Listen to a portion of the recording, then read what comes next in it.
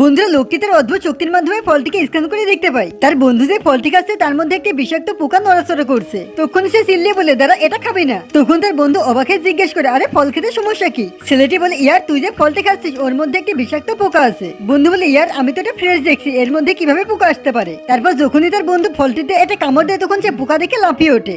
ছেলেটির বন্ধু বলে, ইয়ার তুই কিভাবে বুঝলি এর মধ্যে পোকা আছে? আরে আমি তো এমনি জাস্ট টোক্কা মেরেছিলাম। আর তখনই ছেলেটি একটা অদ্ভুত ফুলদানি দেখে এবং সঙ্গে সঙ্গে সে তার অদ্ভুত শক্তি দিয়ে স্ক্যান করে। তখন সে বুঝতে পারে এই ফুলদানিটির মূল্য 1 কোটিরও বেশি। আরে ইয়ার তুমি এই ফালতু ফুলদানিতে আমার কাছ থেকে কত টাকা নিতে চাও? ছেলেটার বন্ধু বলে, ইয়ার আমি এটি 1000 দিয়ে নিয়েছিলাম, তুই এটি 500 টাকা দে। ছেলেটি তখনই তার পকেট থেকে টাকা বের করে বলে, ইয়ার তুই 1000 টাকাই রাখ। তখন তার বন্ধু অবাকে জিজ্ঞেস করে, ইয়ার তুই এই ফুলদানিটা কি করবি?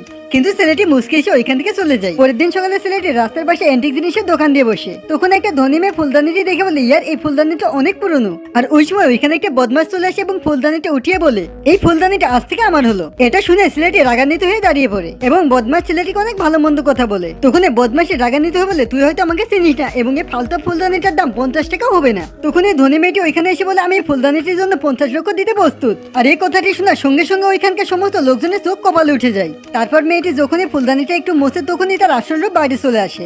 নেক্সট পার্টের জন্য ভিডিওটা লাইক করে চ্যানেলটিকে সাবস্ক্রাইব করো।